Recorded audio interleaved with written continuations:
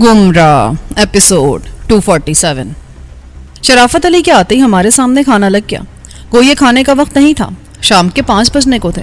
उस वक्त अमूमन होटलों में या तो खाना मिलता ही नहीं है और अगर कहीं मिल भी जाए तो वो सुबह का बचा हुआ ठंडा और बदमजा होता है, जिसे आदमी शदीद मजबूरी के आलम में ही जहरमार करने पर मजबूर होता है।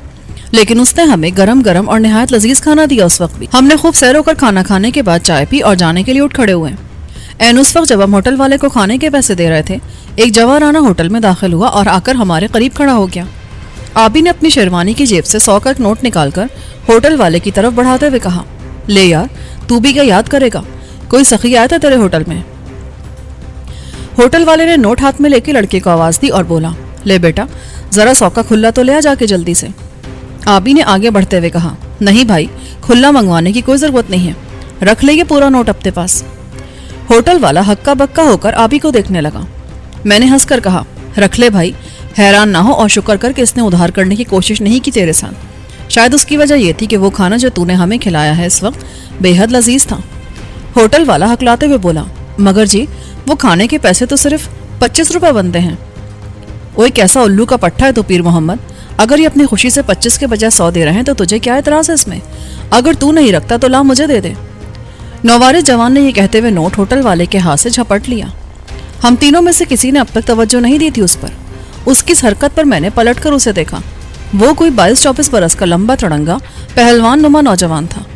बॉडी काठी का खासा मजबूत लगता था। वो चेहरे पर उसने बड़ी घनी मूछें पाल रखी थी, जिसकी वजह से वो बेहद रोब वाला लगता था। उसने टखनों से जरा ऊपर तक स्याह कुर्ता पहन रखा था और उसके ऊपर स्याह रंग की बड़ी सी चादर लपेट रखी थी। पैरों में उसके बड़ी खूबसूरत तिल्ले वाली जूती थी। मुझे अपनी तरफ देखते पाकर वो मुस्कुराते हुए अपनी मूंछों पर हाथ फेरने लगा। फिर बोला, तेरा नोट उसे हजम नहीं होता जवान, ये बड़े ही हल्के खून का आदमी है। आदमी को कुछ देते हुए सामने वाले की औकात भी देख लेना चाहिए। तेरी क्या औकात है प्यारे भाई, जरा तारुफ तो करा अपना, हमें भी तो पता चले कि आखिर तू है क्या शय। मैंने पूछा, मेरा तारुफ ना ही पूछ जवाना, यही बेहतर है तेरे हक में। तारुफ करा दिया ना तो तेरे पैर नहीं उठ सकेंगे जमीन से। अच्छा, फिर तो हम तुझसे जरूर वाकफियत हासिल करेंगे। ऐसे जवान की तो हमें बहुत तलाश थी जो पांव जमीन पर जमा दे हमारे। हम भी तंग आ चुके हैं मुसलसल सफर करते करते, एक जगह जमकर खड़े हो जाना चाहते हैं हम भी। होटल वाला जल्दी से बोला, इनके मत्थे ना लगो भाई, ये मालिक है इस शहर के, हाकिम है जी यहाँ के। मैंने सर से पांव तक उस जवान को देखते हुए पूछा, हाकिम है या बदमाश है इस इलाके का?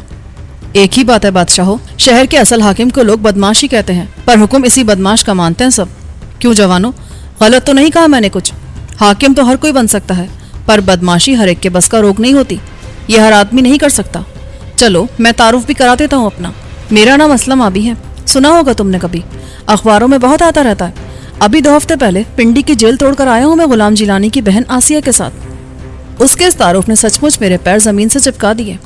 मेरे तो वहम गुमान में भी नहीं था कि सिंध के इस शहर शिकारपुर में कोई जवान ऐसा भी होगा जो गुलाम जिलानी और आबी के नाम पर अपना सिक्का चला रहा होगा। शराफत अली ने मेरा बाजू थामकर हिलाते हुए कहा, यार ये क्या है, ये क्या सुन रहा हूं मैं? तुम? मैंने उसकी बात काट दी, चुप हो जा यार, ये तो मामला ही कुछ और निकल आया, ये तो बड़ा नामी गिरामी जवान है। फिर मैंने आबी को आवाज दी जो होटल से बाहर हमसे दूर खड़ा हमारे निकलने का इंतजार कर रहा था। ओ भाई पीरजादा, इधर तो आ यार, ऐसे मशहूर जमाना आदमी से मिले बगैर ही चला जा रहा है, जरा इनसे आकर मुलाकात तो कर। आबी कदर झंझलाते हुए हमारी तरफ बढ़ा, क्यों फजूल में वक्त बर्बाद कर रहे हो? हमारे पास शटोल करने का वक्त नहीं है, क्या तुम जानते नहीं हो ये बात?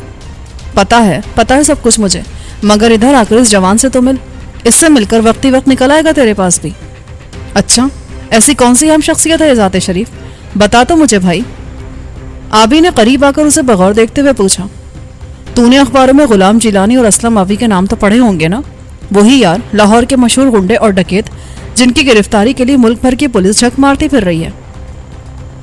मैंने आबी को आंख से इशारा करते हुए पूछा, हाँ, उन्हें कौन नहीं जानता, मगर इस वक्त उनका क्या जिक्र निकाल लिया तूने? क्या नजर आ गए वो तुझे कहीं? हाँ, ऐसा ही हो गया है। ये जो जवान यहाँ खड़ा है ना, इसको जानता है तू? मैंने उस जाली आबी की तरफ इशारा करके कहा। आबी आंखें फाड़ फाड़ कर उसे देखने लगा, कहीं तू इसे गुलाम जिलानी तो नहीं समझ बैठा? नहीं, ये गुलाम जिलानी नहीं है, मगर इसने अपना तारुफ असलम आबी के नाम से कराया मुझसे।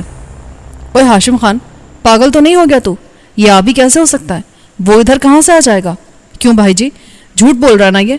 ऐसे साले का दिमाग चल जाता है कभी कभी, तुम बुरा ना माना इसकी किसी बात का। یہ جھوٹ نہیں بول رہا ہے، میں اسلم آبی ہوں، تم اس فیض محمد سے پوچھ سکتے ہو۔ اس نے ہوٹل والے کی طرف انگلی اٹھا کر کہا، اسے یقین نہیں آ رہا فیض محمد، تو ہی بتا دے اسے کہ میں کون ہوں۔ فیض بولا، ہاں جی ٹھیک کہتے ہیں، یہ اسلم آبی ہی نام ہے ان کا، شکارپور کا بچہ جانتا ہے انہیں۔ اچھا تم کہتے ہو تو مان لیتا ہوں، ویسے میری سمجھ میں یہ بات نہیں آتی، ابھی چند روز پہلے کسی اخبار میں نے پڑھا تھا آبی کے بارے میں کہ وہ راولپنڈی جیل سے غلام جیلانی کی بہن آسیہ کے ساتھ فرار ہو گیا ہے۔ شاید کسی بہت بڑے آدمی کے قتل کا مقدمہ چل رہا ان دونوں پر، کسی علاقے کا زمیندار تھا شاید وہ۔ آبی نے معصومیت سے کہا، ہاں تم ٹھیک کہہ رہے ہو، وہاں سے نکل کر میں اور آسیہ سیدھے ادھر چلے آئے ہیں، کیونکہ غلام جیلانی اب یہاں شکارپور میں ہی آ کر آباد ہو گیا ہے اور اس شہر پر اب اسی کا راج ہے، مالک ہے وہ اس شہر کا۔ آبی نے خوشی کا اظہار کرتے ہوئے اس کی طرف ہاتھ بڑھایا، برادر مجھے تم سے مل کر بڑی خوشی ہو رہی ہے، میری دلی خواہش تھی تم دونوں سے ملنے کی، اور وہ آسیہ کہاں ہے؟ اس سے ضرور ملا دے بھائی جی مجھے، اس شیرنی کو دیکھنے کا بہت جی کرتا ہے میرا۔ کیوں بھائی، ملا سکتا ہے تو اس سے مجھے؟ وہ بھی یہی ہے نا تمہارے ساتھ اس شہر میں؟ ہاں جی کیوں نہیں، ضرور ملا سکتا ہوں، مگر تم ہو کون، کہاں سے آئے ہو؟ اس نے آبی سے ہاتھ ملاتے ہوئے کہا۔ آبی نے گرم جوشی کے ساتھ اس سے ہاتھ ملا کر کہا، ہم مامے ہیں تیرے یار غلام جیلانی کے، ہمیں تو لے چل اس کے پاس پتر، ایک بار ہمیں ملا دے اس سے، وہ ہمیں دیکھتے ہی فوراً پہچان لے گا، اپنے مامے کو پہچاننے سے انکار نہیں کرے گا وہ۔ آبی کی بات سن کر اس کے چہرے کا رنگ پھیکا پڑ گیا، وہ کچھ پریشان سا نظر آنے لگا۔ میں نے کہا، گھبرانے والی کوئی بات نہیں ہے جوان، پریشان نہ ہو، ہمیں ساتھ لے جانے پر غلام جیلانی اور آسیہ بالکل ناراض نہیں ہوں گے، بلکہ وہ خوش ہو جائیں گے تجھ سے۔ تو ان کی ناراضگی کے ڈر سے پریشان ہو رہا ہے نا، اس کی تو بالکل فکر مت کر۔ ٹھیک ہے بھائی جی۔ وہ اچانک خاموش ہو کر مجھے گھورنے لگا، شاید اسے ایک دم ہی احساس ہوا تھا کہ ہم اس کے ساتھ کوئی کھیل کھیلنے کی کوشش کر رہے ہیں۔ وہ ایک دم بھڑک کر بولا، اوئے یہ کیا بکواس لگا رکھی ہے تم لوگوں نے؟ ابھی تو اس پیرزادے کو سمجھا رہا تھا کہ غلام جیلانی اور آبی لاہور کے ڈکیت ہیں، اخباروں میں تم نے نام پڑھے ان کے، اور اب یہ پیرزادہ غلام جیلانی کا ماما بن گیا، یہ کیسے ہو سکتا ہے؟ گدھے کا بچہ سمجھا تم نے مجھے؟ اس میں سمجھنے والی کوئی بات نہیں ہے، تو خود ہی ثابت کر رہا ہے یہ بات، تو نے نوٹ کیوں چھینا اس سے؟ الو کے پٹھے، تیرے مامے کا مال ہے جسے یوں جھپٹ لیا تو نے اس کے ہاتھ سے۔ میں نے ایک دم تیور بدل کر کہا، معلوم ہوتا ہے تم لوگوں کی موت کھینچ لائی ہے تمہیں ادھر شکارپور میں۔ وہ آستینے چڑھاتے ہوئے بولا۔ فیض محمد نے ایک بار پھر مداخلت کی، چھوڑیں آبی پہلوان، معافی دے دیں انہیں، بیچارے مسافر ہیں، جانتے نہیں ہیں آپ کو۔ تو چپ ہو جا فیض محمد، ابھی جان لیں گے یہ مجھے، ایسی پہچان کراؤں گا انہیں کہ زندگی بھر بھول نہیں سکیں گے پھر یہ۔ وہ بھی ہو جائے گا بچے، پہچان بھی کرا دینا اپنی، مگر پہلے وہ نوٹ واپس کر دے سے۔ میں نے تحقیر آمیز انداز میں کہا، نوٹ تو اب میں تجھے ہی دوں گا، یہ لے سنبھال اسے۔ وہ تیزی سے میری طرف جھپٹا، آبی نے اسے مجھ تک پہنچنے کی مہلت نہیں دی، اس نے میرے قریب آنے سے پہلے اس کی کمر پکڑ کر اسے ایک طرف پھینک دیا۔ وہ ایک کرسی سے ٹکرا کر نیچے گرا، لیکن اس نے دوبارہ اٹھنے میں ایک لمحے کی دیر نہ کی۔ وہ اچھل کر اٹھا اور غضبناک انداز میں آبی پر جا پڑا، مگر وہ آبی تھا، میرا یار اسلم آبی۔ اس نے اسے اپنے دونوں ہاتھوں پر روک کر کسی ننھے بچے کی طرح دور اچھال دیا۔ اس مرتبہ بھی وہ اپنے قدموں پر کھڑا نہ رہ سکا، فرش پر چت جا گرا۔ اب اسے بھی کچھ عقل آ گئی تھی، یہ اندازہ ہو گیا تھا اسے کہ خالی ہاتھوں سے وہ آبی کا مقابلہ نہیں کر سکے گا، چنانچہ اس نے لیٹے لیٹے ہی شلوار کے نیفے سے خنجر نکال کر ہاتھ میں لے لیا۔ پھر وہ نہایت صفاقانہ انداز میں آبی کو گھورتے ہوئے اطمینان کے ساتھ اٹھ کر اس کے مقابل آ کر بولا، تیرے تو میں ٹکڑے ہی کر دوں گا، سمجھا کیا تو نے؟ لاشیں گرا دوں گا میں تم سب کی، موت آ گئی ہے تم لوگوں کی۔ وہ خنجر تول کر چیتے جیسی پھرتی کے ساتھ آبی پر آیا، مگر اس سے بھی زیادہ تیزی کے ساتھ میں نے حرکت کی اور آبی پر وار کرنے کے لیے اس کا ہاتھ آگے بڑھنے سے پہلے ہی میری گرفت میں آ چکا تھا۔ ہاتھ پکڑتے ہی میں نے ایک لمحے میں اپنا مخصوص حربہ استعمال کر ڈالا۔ وہ چوٹ کھائے بیل کی طرح ڈکرا کر نیچے بیٹھتا چلا گیا۔ میں نے اس کا وہ ناکارہ ہو جانے والا ہاتھ فوراً ہی چھوڑ دیا۔ وہ اس ہاتھ کو اپنی رانوں کے درمیان دبا کر بیٹھ گیا، اس کے چہرے سے درد و کرب جھلک رہا تھا۔ میں نے فیض سے کہا، آگے بڑھ فیض محمد، اور اس لفنگے کی جیب سے نوٹ نکال لے اپنا۔ سالہ بڑا رستم پاکستان سمجھ رہا تھا اپنے آپ کو، آبی کے نام سے روب میں لینا چاہتا تھا ہمیں۔ فیض محمد اسے اس حال میں دیکھ کر بھی اس کے قریب جا کر اس کی جیب سے نوٹ نکال لینے کی ہمت نہیں کر پا رہا تھا۔ چھوڑیں سائیں، آپ نہ پڑے اس چکر میں، یہ ہمارا آپس کا معاملہ ہے، یہ سلسلہ کوئی نیا نہیں ہے۔ ان پہلوان لوگوں کو خرچہ تو دینا ہی ہوتا ہے ہمیں، میں اکیلا نہیں دیتا ہوں، سارا بازار ان کا حصہ نکالتا ہے، یہ حفاظت بھی تو کرتے ہیں ہمارے کاروبار کی۔ اچھا، تو یہ غنڈہ ٹیکس وصول کر رہے ہیں یہاں؟ غلام جیلانی نے یہ دھندا کب سے شروع کر دیا؟ ایسا نہ کہیں بھائی جی، یہ غنڈہ ٹیکس نہیں ہے، یہ تو پہلوانوں کا خرچہ ہے، یہ خرچہ دیتے ہوئے ہمیں کوئی سال سے زیادہ ہو گیا ہے۔ شروع میں جب یہ لوگ ادھر آئے تھے تو ماچی نامی بدماش کا راج تھا پورے شکارپور پر، وہ ہر دکان سے غنڈہ ٹیکس بھی لیتا تھا اور پھر بھی تنگ کرتا رہتا تھا. مار پیٹ دھونس اور دھاندلی تو روز کا معمول بن گیا تھا اس کا. کبھی کبھی کسی دکان میں گھس کر پورا گلہ ہی صاف کر جاتا تھا. بہت تنگ تھے جی ہم لوگ اس سے. پھر یہ جیلانی اس کی بہن اور آبی پہلوان آ گئے یہاں. انہوں نے ماچھی اور اس کے آدمیوں کو مار مار کر نکال دیا شکارپور سے.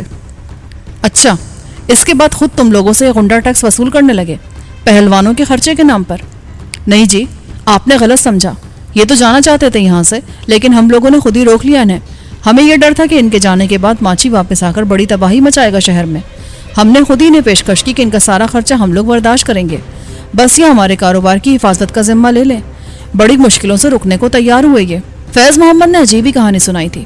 اس کی باتیں سن کر مجھے افسوس ہونے لگا کہ میں نادانستگی میں زیادتی کر بیٹھا اس نقلی آبی کے ساتھ. مگر اس میں میرا اتنا زیادہ قصور بھی نہیں تھا.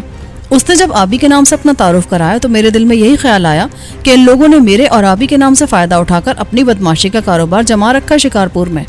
یہ جاننے کے بعد میری رگوں میں خون ابلنے لگا تھا. کنپٹیاں جل اٹھی تھی میری. کوئی اپنے اعمال کی سیاہی میرے منہ پر مل دے, میں یہ کیسے برداشت کر سکتا تھا؟ میں نے کہا, تیری بات سمجھ میں نہیں آئی فیض محمد.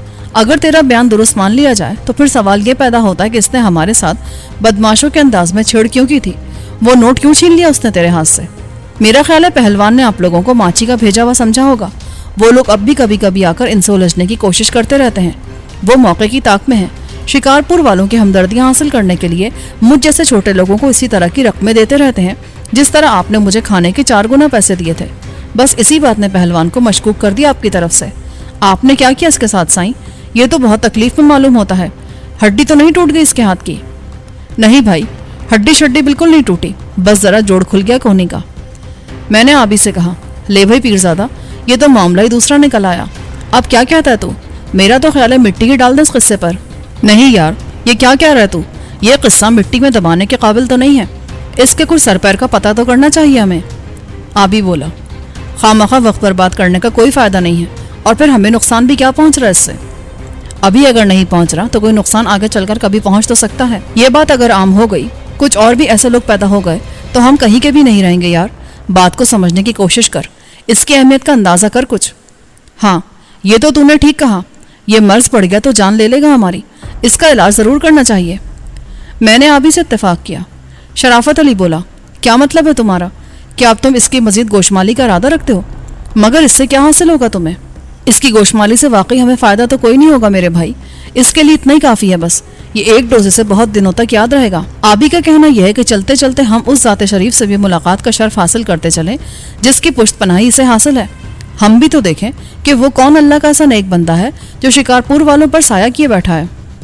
آبی نے اپنے ڈپلیکیٹ کے قریب جا کر کہا, ہاں بھائی, کیا تو ہماری آنکھوں کو غلام جیلانی کے دیدار کا شرف بخشنا پسند کرے گا؟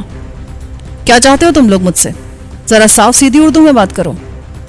اچھا, ہماری بات سمجھ نہیں آئی تجھے؟ حالانکہ میں نے اردو میں ہی کہا ہے. خیر, اگر تو نہیں سمجھ سکا تو آسان زبان میں یوں سمجھ لے کہ ہم تیرے یار غلام جیلانی سے ملنا چاہتے ہیں. ہمیں اس کے پاس لے چل. کیوں ملنا چاہتے ہو تم جیلانی سے؟ میرے ساتھ یہ سلوک کرنے کے بعد تم سمجھتے ہو کہ میں تمہارا تابعدار ہو گیا ہوں؟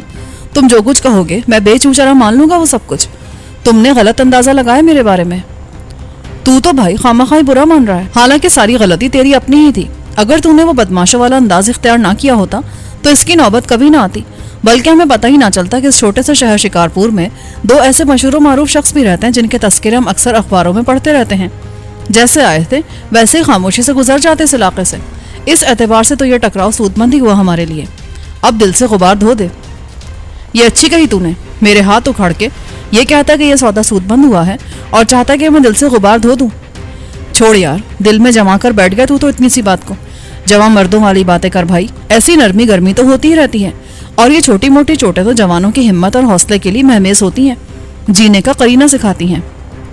وہ حیرت سے آنکھیں پٹپٹاتے ہوئے بولا, کمال ہے بھائی, تیری تو باتیں عجیب ہی ہیں یار. تو کس قبیلے کا بندہ ہے؟ تیرا میرا قبیلہ ایک ہی ہے. ہم قبیلہ ہیں ہم دونوں, اور اپنوں کی کوئی بات دل میں نہیں رکھی جاتی. چل اٹھ کھڑا شابش, اور ہمیں اپنے یار کے پاس لے چل. اٹھ جا میرے ویر. فیض محمد نے میری ہاں میں ہاں ملاتے ہوئے کہا, چھوڑے پہلوان جی, غصہ تھوک دیں. بھلے لوگ لگتے ہیں یہ. ملا دیں غلام جیلانی سے, قدردان ہے یہ ان کے. نام سنتے ہی دیکھیں کیسے بے چین ہو گئے ملنے کے لیے. وہ اٹھتے ہوئے بولا, ٹھیک ہے چلے آؤ میرے ساتھ, مگر ایک بات سن لو میری. جب اسے معلوم ہوگا کہ تم نے میرا ہاتھ اکھاڑ دیا ہے तो वो तुम तीनों के हाथ कटवाकर कुत्तों के आगे डलवा देगा। नुकसान पहुंचाने वालों को वो कभी माफ़ नहीं करता। अच्छा, ऐसा मुंतकिम मिजाज आदमी है वो। चलो कोई बात नहीं, उससे मिलने की ये कीमत भी दे देंगे हम उसे। वो उठकर बाहर जाने लगा तो आबी ने उसे रोक दिया। जाने से पहले वो नोट भी देते चलो फैज़ मोहम्मद को, ताकि ये झगड़ा ही ख़त्म हो जाए। फैज़ जल्दी से बोला, नहीं जी, इसकी ज़रूरत नहीं है, इस बात को दोबारा ना उखाड़ें आप, रहने दे से। तू चुप रहे फैज़ मोहम्मद, ये हमारा उसूल है, जब हम झगड़ा ख़त्म करते हैं किसी से तो उसकी बुनियादें तक उखाड़ फेंकते हैं। आबी ने कहा, लेकिन हमारा भी एक उसूल है, हम जब तक अपने ऊपर हाथ उठाने वाले को हाथों से महरूम नहीं कर देते, भूलते नहीं हैं उसे। नकली आबी ने नफरत से कहा और 100 का नोट निकालकर फैज़ मोहम्मद की तरफ फेंकते हुए बोला, इसे रख ले फैज़ मोहम्मद, तुझसे मेरा कोई झगड़ा नहीं है। फैज़ ने जल्दी से झुककर नोट उठा लिया और खुशी से अपनी जेब में रखते हुए बोला, आपकी मर्जी है साईं, आप खुशी से देते हैं तो मैं रख लेता हूँ खुशी के साथ, नाराज़ नहीं करूँगा आपको, और इन भले लोगों को माफ़ी दे दे साईं, आपकी बड़ी मेहरबानी होगी। चुप हो जा, जिस बात से तेरा वास्ता ना हो उसमें टांग ना अड़ाया कर अपनी, पछताएगा किसी दिन बहुत। वो डांटते हुए बोला। हम सब फैज़ मोहम्मद के साथ होटल से निकलकर डुप्लीकेट आबी की क़यादत में एक तरफ तेज़ तेज़ कदम उठाने लगे। उसे हमने अपने दरमियान में ले लिया था। वो अपने सही सलामत हाथ से उखड़े हुए हाथ को यूं सहारा देकर चल रहा था कि चलते हुए उस हाथ को ठेस ना पहुंचे। कोई 10 मिनट बाद वो हमें लिए एक तंग सी गली में दाखिल हो गया। यहाँ दोनों तरफ 2-2, 3-3 मंजिला मकानात थे जिन्हें सुर्ख ईंटों से बनाया गया था। गली के दोनों तरफ मकानों की दीवारों के बिल्कुल साथ गंदे पानी की निकासी के लिए नालियां बनाई गई थीं। पूरी गली निहायत साफ सुथरी नजर आ रही थी। गली के अंदर गालिबन 7वें या 8वें मकान के दरवाजे पर पहुंचकर उसने कुंडा खड़का दिया। 1 मिनट से भी कम वक्त में दरवाजा खुल गया। दरवाजा खोलने वाला एक निहायत ही फरबा और ज़ईफुल उमर शख्स था। उसके जिस्म पर ढीला ढाला लिबास था और बदन की खाल किसी बूढ़े और कमजोर हाथी की खाल की तरह लटकी हुई थी। उसके जिस्म पर कभी इतना गोश्त रहा होगा कि वो शख्स गोश्त का पहाड़ मालूम होता होगा। यकीनन वो अपने ज़माने में पहलवानी करता रहा होगा, और जिस डील डॉल का वो मालिक था उसे देखकर यह अंदाज़ा लगाना मुश्किल ना था कि उसने बड़े बड़े शहजोरों की पुश्त ज़मीन से लगा दी होगी। बड़ा नाम कमाया होगा अपने वक्त में, लेकिन अब तो उसकी जिस्मोजा की शानदार इमारत बोसीदा होकर खंडर मालूम होने लगी थी। उसने दरवाज़ा खोलते ही बाहर झांककर लरसती आवाज़ में पूछा, कौन है भाई, क्या बात है? डुप्लीकेट आबी ने आगे बढ़कर दरवाजे में कदम धरते हुए कहा, ये मैं हूँ बाबा जी, जिलानी तो अंदर ही है ना? हाँ हाँ पुत्र आबी, तू इतनी जल्दी कैसे मुड़ आया, खर्चा वसूल हो गया क्या? वो बाबा की बात काट कर बोला, ये कुछ परौने आए बाबा जी, जिलानी से मिलना चाहते हैं ये। आ जाओ, अंदर आ जाओ, जिलानी अंदर मौजूद है। बाबा जी के साथ चलो तुम लोग, ये उधर बैठक में ले जाकर बिठाएगा तुम्हें, मैं जिलानी को बुला कर लाता हूँ। वो अंदर चला गया। हम तीनों बाबा जी के पीछे हो लिए। उसने हमें कुशादा और साफ सुथरे कमरे में पहुंचा दिया। इधर बैठो जवानों, और ये बताओ कुछ खाने पीने की हाजत तो नहीं है? अगर हो तो बेझिझक बोल दो, अपना ही घर समझो इसे। आबी बोला, ना बाबा जी, मेहरबानी है आपकी, हम अभी खा पी कर ही आए हैं इधर, आप तकलीफ ना करे कोई। मेहमानों की आवभगत में तकलीफ कैसी? कैसी बात करता है तू जवान? मेहमान तो रहमत होते हैं रब की, उन्हें जहमत समझने वाले बड़े बदनसीब होते हैं बच्चे। कहाँ से आए हो तुम लोग? इस शहर के तो नहीं लगते मुझे। आपने ठीक कहा बाबा जी, कराची से आए हम।